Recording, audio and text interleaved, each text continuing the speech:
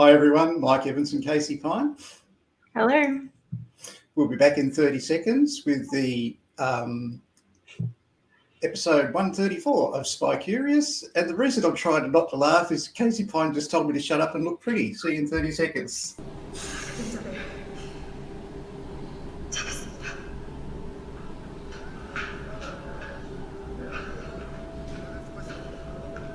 작전 종료. 전원 복귀할 것.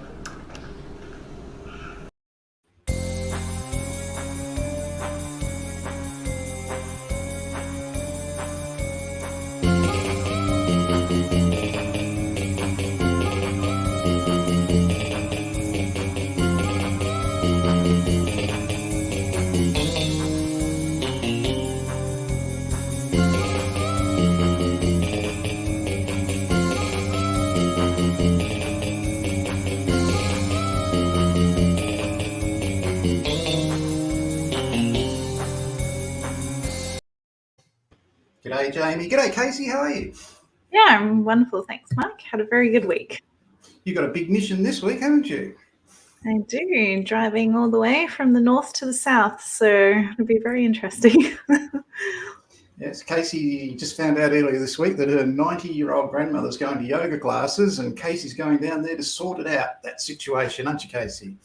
Yes, well, that's how you get to 90, I guess. I guess you do, being sorted out by your granddaughter. Okay, g'day Kelly, how you going? Hi Jamie, great to see you. Hi Kelly, Jamie. Oh, George. G'day George. How was the holiday, mate? Hope you enjoyed it in beautiful sunny Queensland. People, we've got SpyCurious of the Year today. It's about actual spies, which is kind of interesting because when we came up with the name of this Friday afternoon private, corporate and government investigator program, it was a joke. It was such a successful joke that we trademarked the name. G'day, Evan, how you going, mate? Great to see you. So we're going to be talking about Real Spies a little bit later on, but we've got a lot to get through first. And Evan and Renee, who I would like to point out, have both been emailing me and telling me what I've left out of things when I'm doing teaching. Do you two guys want to come and do the program? Would you like to do it? Well, I think you should because I left out a lot and I really appreciate you letting me know. So, time for me to retire and I'm going to let Evan and Renee correct all the things I leave out in the future. So yeah, we all. Yeah, we sure do. Yes. Bit of advice, financial advice. I knew you'd like that, Evan. Excuse me.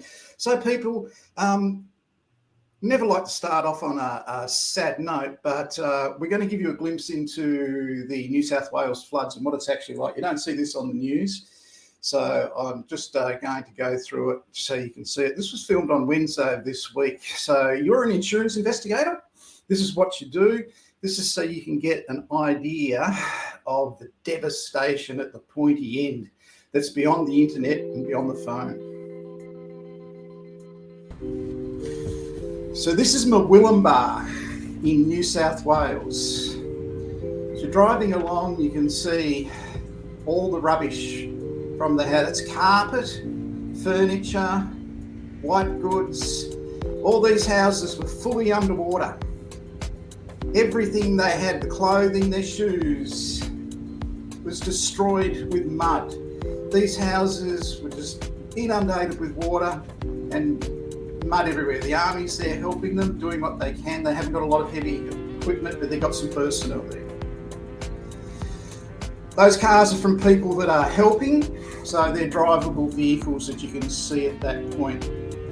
There's some uniformed soldiers hosing away the mud. The mud's turned to dust, so when the cars drive along, you breathe in dust.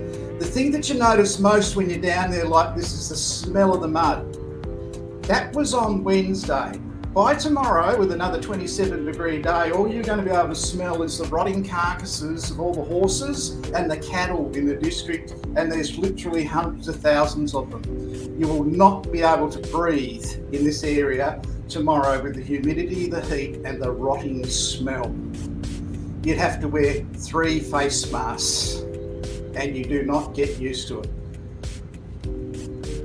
So as you can see, all the stuff stacked out the front of the house, even the houses on stilts, they still lost everything at this part of Murwillimbah.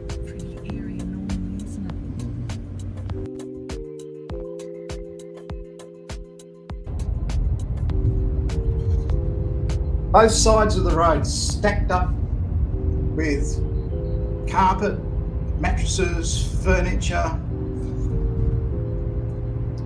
you name it, it's stacked up there to be carted away. Now the vehicles you see here, they all went under in the flood. They got to the water where they realised they couldn't go any further. Someone must have come along in a tractor or a boat or something and picked up the drivers. All these vehicles were just covered in mud and stayed where they are. That was last Thursday, Friday, and this was filmed this Wednesday. Those vehicles aren't driving anywhere. That's just some of them. It was like a convoy of vehicles.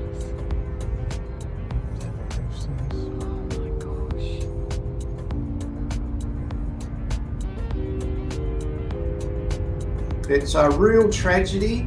The people are just wandering around stunned. People in New South Wales and Queensland are donating stuff to help them, clothing, bedding, sheets, blankets, that sort of thing. We went to the donation centre, we saw people being interviewed, it was tragic. It was like they didn't know where to start. Insurance companies down there, they're down there dealing with claims. Loss adjusters are being flown in from around the world to deal with this in Queensland and in New South Wales.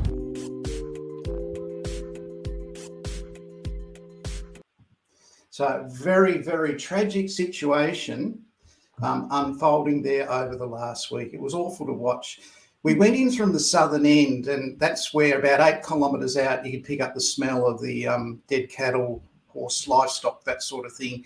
And that just, it's too much of a massive scale for them to get in there and clean up. The maggots will clean them up over the next 2 weeks, adding to the smell and the diseases and all that sort of thing. So it is a horrible situation all the way through northern New South Wales. We haven't been to northern Queensland, of course, can't get up there, but that's the situation as it was down there. So not a good start, not a bright start for this week, but there's a couple of good things happening this week in investigations. If you're looking for an investigation role as a private government or corporate investigator, visit this Facebook page. You've got to ask to join it. I approve everyone that asks to join it. So there's some great jobs down in Melbourne. Lewis Wanstall and Associates are after an investigator. This is a beauty, investigator coordinator at Allianz. So they're looking for investigator coordinator. I don't think it matters where you live. Clarity down in Melbourne looking for 3 investigators.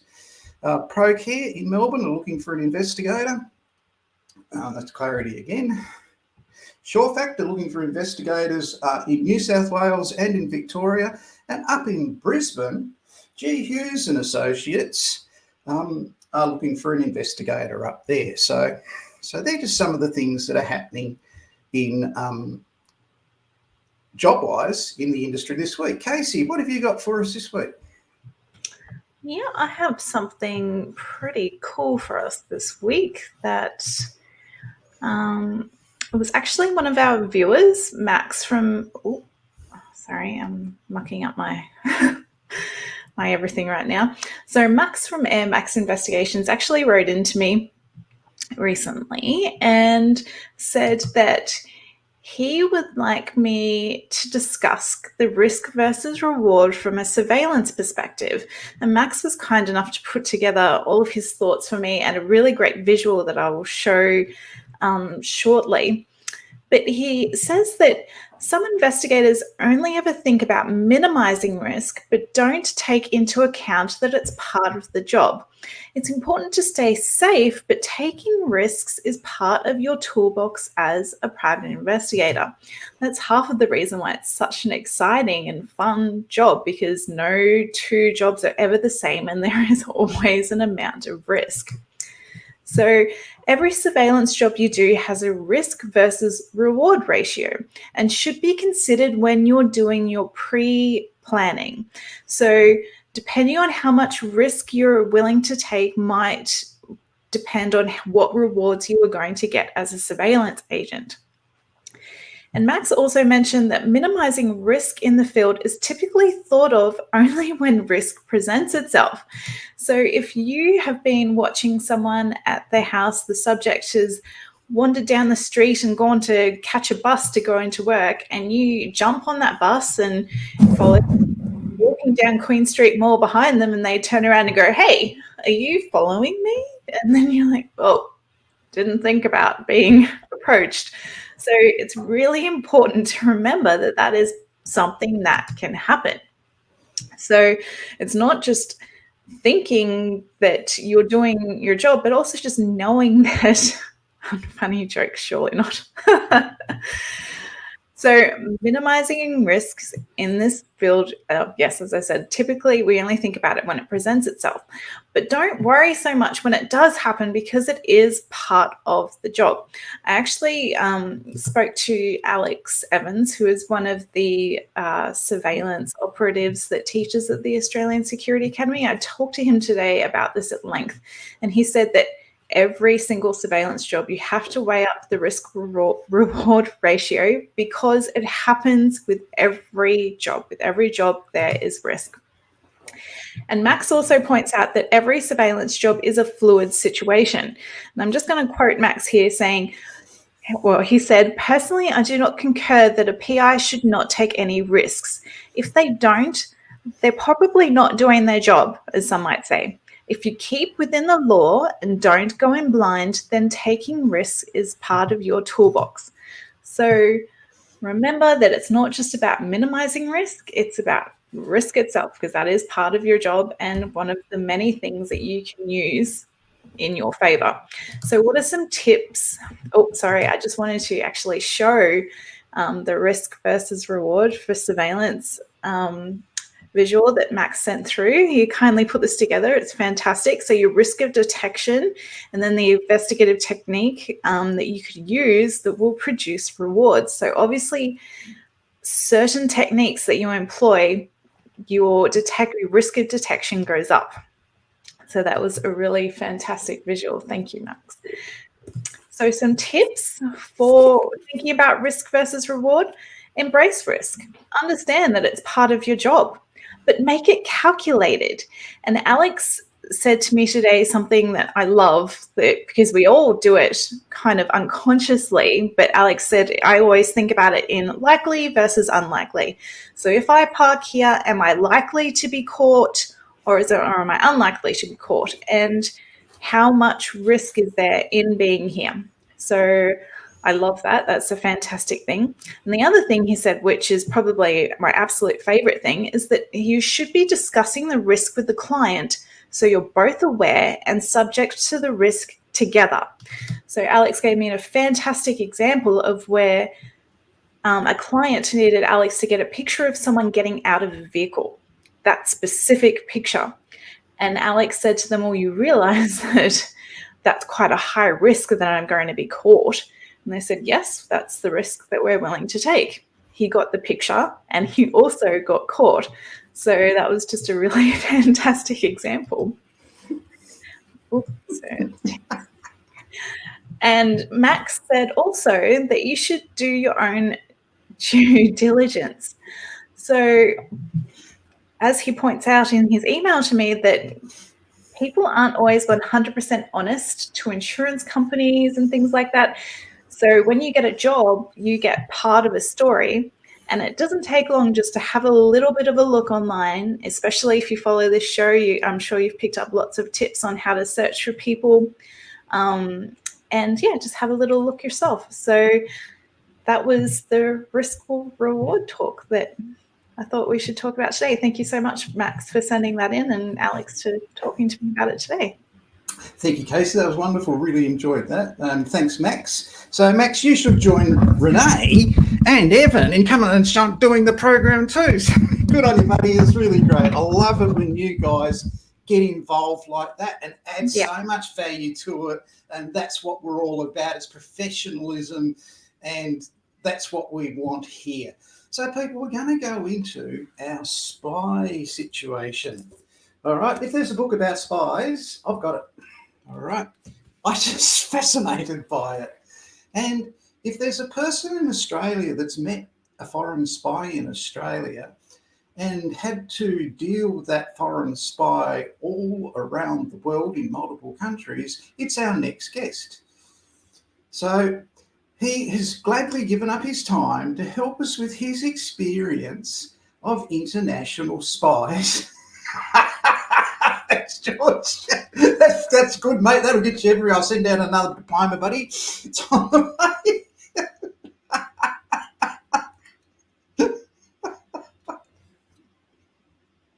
Actually, I am George Costanis. I thought I'd say that about myself.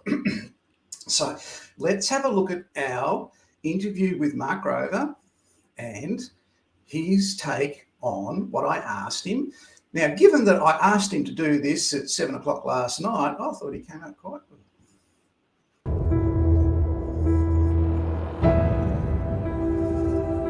I was told to take a man to a hotel. They said he was an enemy of the state. Take off your dress. And in exchange, my mother would get the doctor she needed. Instead, they cut his throat. There could be no witnesses. So they gave me a choice. Die or become a sparrow.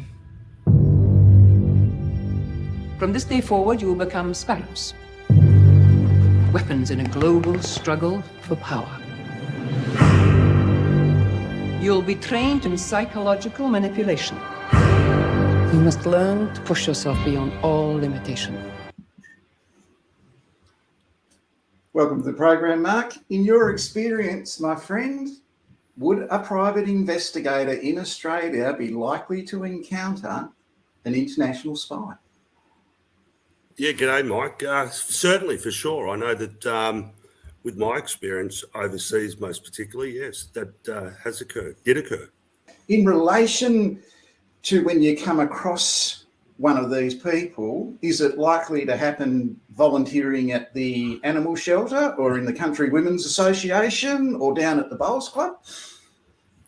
No, none of the above, mate, none of the above. It's likely to occur when you least expect it, and it certainly reflects back onto the type of case that the private investigator is working, or was, in my case, was working at those times. That was exciting, but bigger than Ben-Hur, because in the background, governments were interested or involved with those targets, what we call subjects back then. These people will be gravitating to things like banking and finance, government, that sort of area, so they can influence or manipulate. What sort of training or what sort of background do they have? Well, the ones that I was informally introduced to and actually had retired from those government areas overseas, their influence was pretty big, where they had been trained for a number of years to, whether it was infiltrate the rich and the famous, whether it was to attend modelling schools or learn about fine arts, etc., as we previously discussed. These people are, particularly from the people that I met in the country of Russia with a couple of colleagues, we did learn that there's basically colleges that run for the international Russian spy. And that's, back then they were looking at placing them in where they would be now, I'd imagine, places like Facebook, Amazon. There are spies working in these agencies. Okay. Because these days, it's not so much about the government organisations. The intelligence is in places like Facebook that know more about us than what government or military does. They would receive training in, like, if they're going to be sent to New Zealand, they'd receive training in, New Zealand's local culture or their banking system. Yeah, that's correct. So my recollection of persons that we spoke with and got to learn about their previous roles was they were sent to colleges, and they probably still run exactly the same in Russia, where they are set up with careers all around the world. As an instructor in investigations, we're always looking at our training and making sure it's current and stuff like that. I could well imagine in spy schools in Russia where they're training people they're going to send over to Australia, they'll be going for the local cultural training, they'll be going, now, this is Gary Ablett, he is God, that's the old teachers. But the young teachers would be saying, no, Dustin Martin is now God, and there'd be a big argument between the teachers regarding the training and assessment of their spies. So it's not easy training spies. Are they trained in anything like self-defense, firearms, that sort of thing, to the best of your knowledge? I've got no idea. Those, I'm sure they are in under the simple circumstances of things, but it was basically my clear recollections with my colleagues that were overseas with me on these matters was that it was all about appearance and being placed within communities and or within organisations, whether they're top 400 companies, etc., to be able to infiltrate and provide intelligence back to their source, being their management. Okay, so in order for me to do that, I've got to have some substantial qualifications, or I've got to be a really manipulative love machine. How does it work? I think back then, well, I can tell you firsthand, back then it was love machines. On a case that I worked on in the late 90s and up until about 2008, definitely love scenarios. But these days it's just a matter of, I'm presuming, have a very, very good skill set with regards to the use of computers, apps and mobile devices, because that's how it is now. It's a changing world. It really certainly is. Yeah. You, in your encounter, you had to go to different countries. Where did you end up in relation? Name some countries you ended up in the investigation you did that involved one? I've been very fortunate. Worked in South Africa back in the early 90s.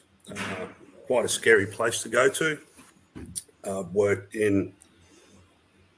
I was detained with a couple of colleagues, with Philip Rifle, a good colleague of mine that I met internationally. We worked together. We were detained in both Russia and Sicily in Italy for several months, and have worked cases with other investigators in both Europe and the Americas in general. How important is it for an investigator that operates on a international scale to network? No? My life experiences and the people that I met and what I achieved would not have been of any avail to anyone unless I had networked and met people within the industry from different countries that were able to source intelligence or information for me to be able to achieve outcomes for clients in cases. So it's as simple as I can't get access to something that maybe someone else could overseas, and I look back at issues such as, a gentleman called Des, he's since passed, but he was retired from the FBI, and his job was president of the Retired FBI Agents Association. Now, he had access to so many agents that were attaches from embassies around the world. And God bless Des. It was just a matter of giving him a call up down in San Francisco there. And he would be able to find out things for me about Australians in Australia without me breaching any laws through his colleagues who were retired and that handed over the reins to one of their current colleagues. So that is the importance of a great example that made me a lot of money and brought more opportunities on by working with people on an international scale. Where did you first sort of come across those connections? How did you go about that? Those connections I all met by being young and shy and attending international conferences when they were good. when they weren't online, which they have been in the last few years due to COVID, but where you got an opportunity to, talk the talk and dance the dance with people with similar backgrounds, whether they're up and coming, whether they're struggling like I once was,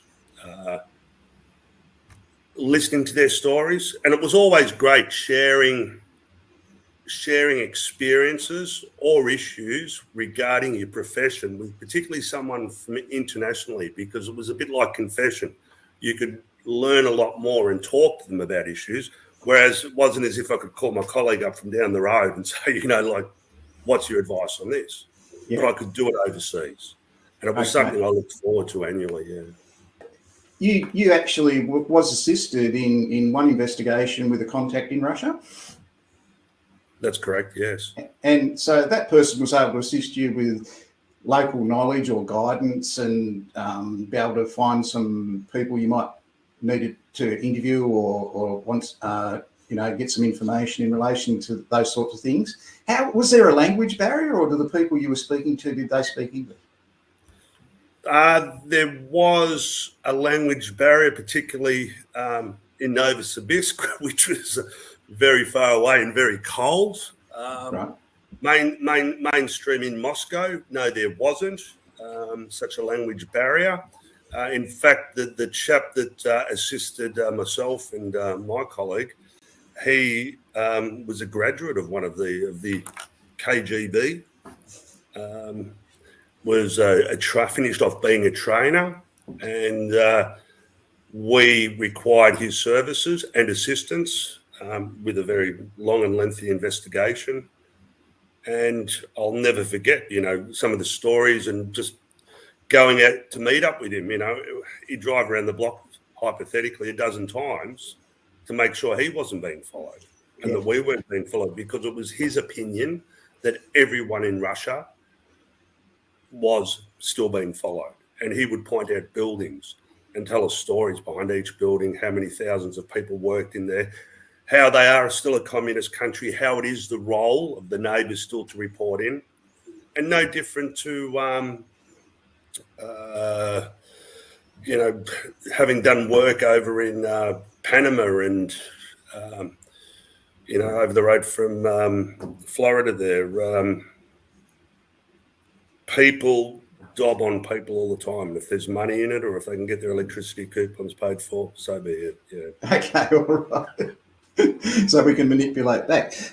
Mark, one of the things I found really interesting in my research for this sort of thing is you watch the movies and everybody's a cool James Bond, or they're, Laura Croft or whatever they are. That's what the image is. The real ones don't look like that. They're not perfect and they make mistakes. You were at a real dead end at one stage in an investigation in relation to the spy, and you knew that he liked to go for walks to exercise, and you were running out of time and things weren't going anywhere, and you went to London and you very cleverly sat in a park and just watched. And watched. For a long time. When did it finally break? Just talk us through that, because there's a lot of surveillance people that watch this. I think when I got a very bad cold, that's when it finished. But it was Hyde Park in London one year, Mike, and it was very, very cold.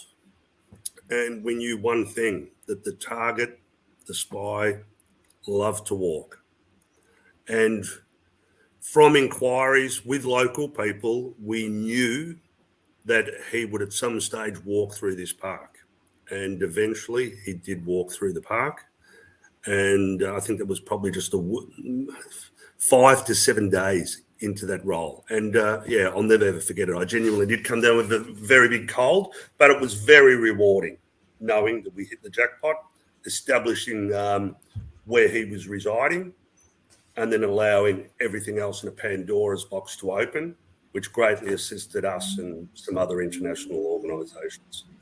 And that happens 1,000 times a year on surveillance, just when you're about to give up, that very last moment. I've seen it so many times.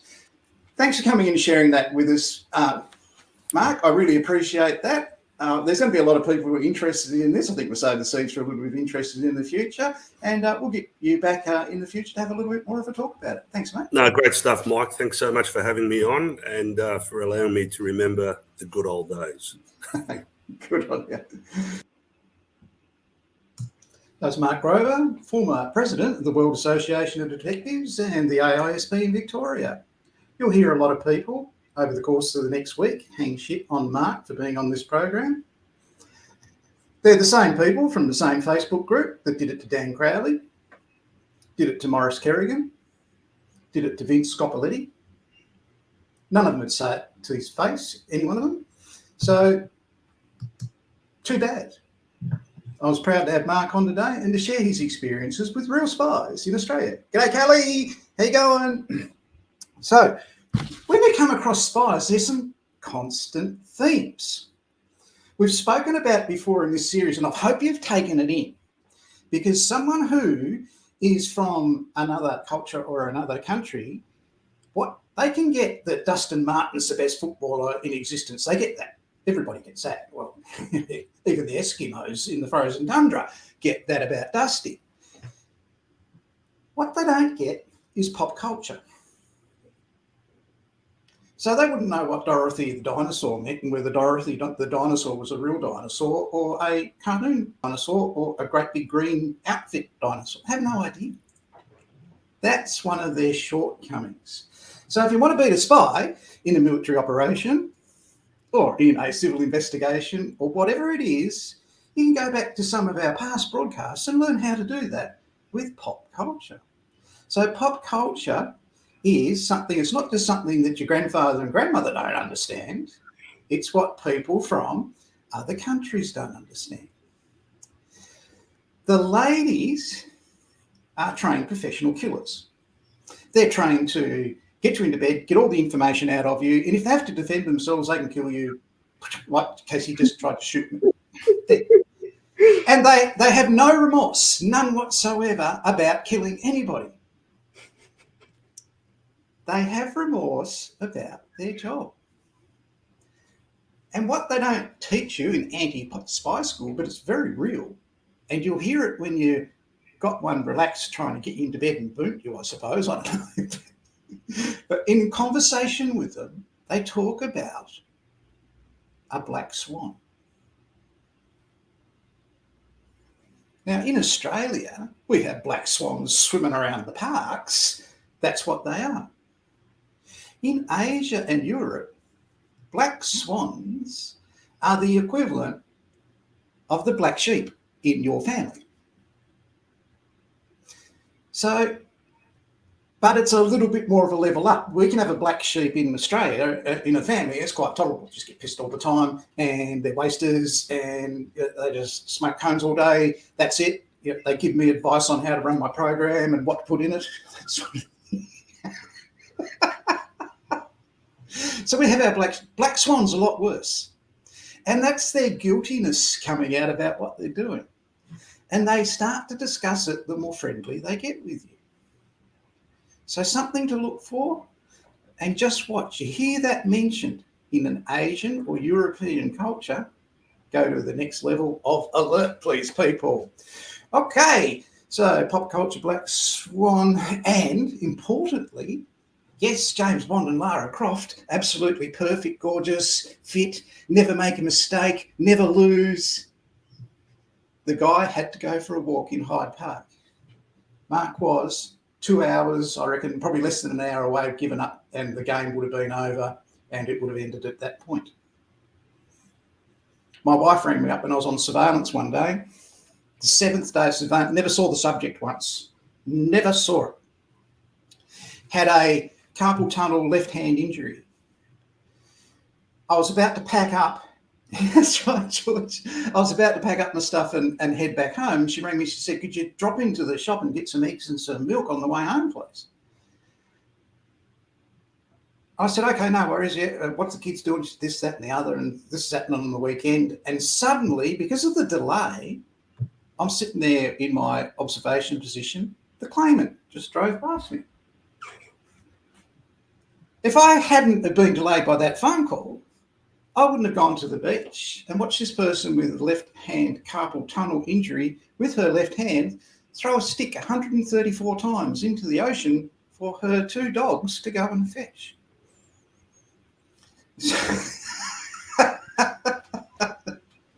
The new girl's just had her hair done because she's going undercover in Tasmania to sort out a yoga teacher who's making her grandmother do yoga who is 90 years old.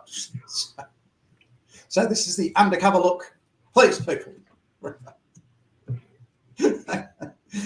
So, all right, sometimes you have luck, and that happens against Spy. They have bad luck, you have good luck. So watch for it, pop culture, black swans. Other things that have happened this week. Another job, senior investigation officer at the City of Newcastle. That's a beauty. Down in Tasmania, 5 senior Tasmanian judges made a ruling over a law regarding joint criminal enterprises. What happened was 2 blokes decided to burn down their house in Clarendon Vale. Now, when you hear the name Vale in like Leningrad in Moscow, grad must mean like culture and art and beauty and stuff like that. In Tasmania, Vale means meth for sale. So Risdon Vale, Clarendon Vale, Mersey Vale, it means meth for sale. So these 2 guys in Clarendon Vale decide to burn down his house, and they get sentenced to 2 years in jail or whatever, and one of them appeals to the Court of Appeal. 5 judges have to listen to the appeal. And he has a technical point of law that'll get him out. And they said, no, not happening. No, the other bloke did it, you did it jointly, right? You're staying in jail. So that was a really big decision down in Tassie. Also in Tassie this week, there was another fatal accident at Don in Devonport. Don is a big sweeping corner that goes down the hill. This didn't even happen down the bottom hill, it happened up at the top of a very dangerous area in Devonport. Very sorry to hear about that fatal accident. It's been wrapped up about the big issue over having your tax records for a tender. So things have started to appear on Facebook, like this really hilarious, funny one that I put up earlier. But this is the reasons why you should, people, give your tax record for a tender. Here they are. They're listed under that heading. So what you're reading there are all the good reasons to supply your tax record. There's so many, I don't know where to start. You don't know where to start, do you? They're all listed there. This is why you should give your tax record. Now, the person who asked you to give it didn't give you any reason to give it. There's my good reasons to give it to them. Okay, so that's really important.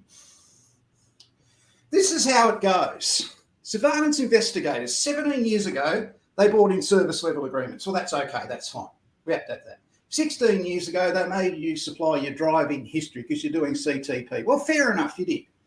15 years ago, they made you get public liability and professional indemnity insurance. Fair enough. 12 years ago, they brought in charge outs. One bloke came into the industry, lasted 2 weeks, invented charge outs, made people leave the industry in droves, and that happened 12 years ago. 18 months ago, they brought in vaccinations. 2 years ago, they made you join an industry association.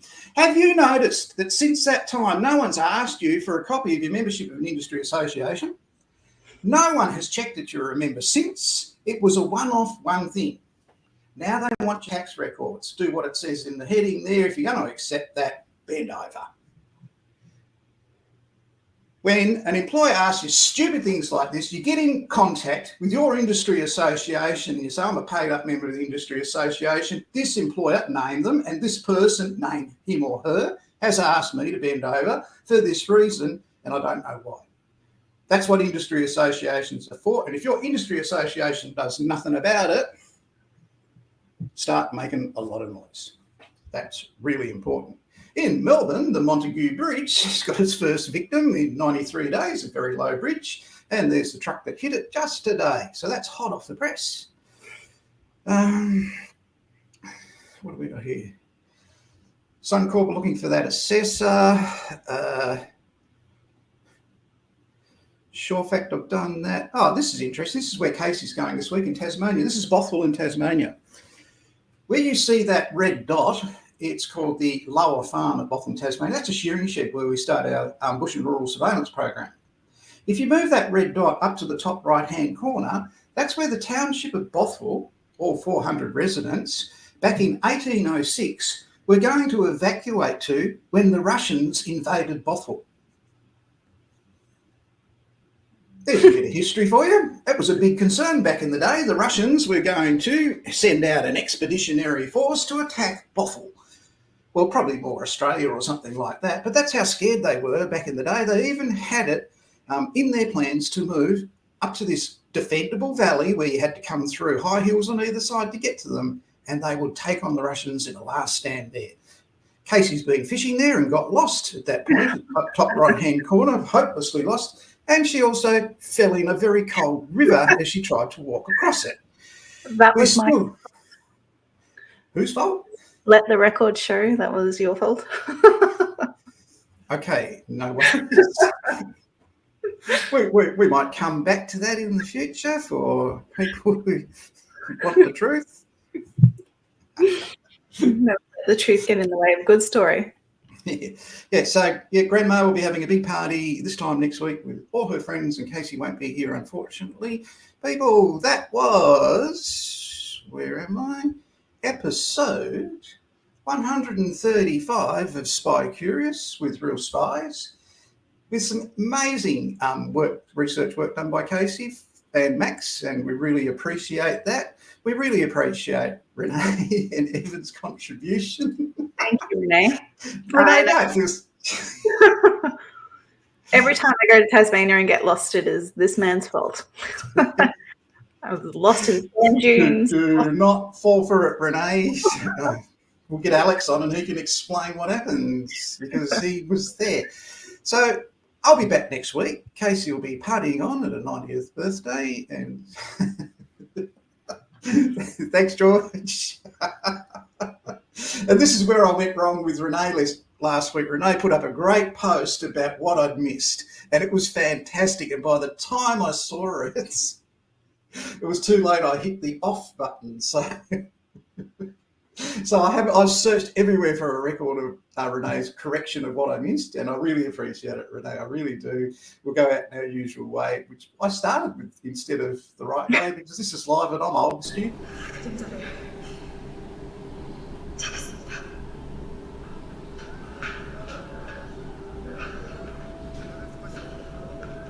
작전 종료. 전원 복귀할 것.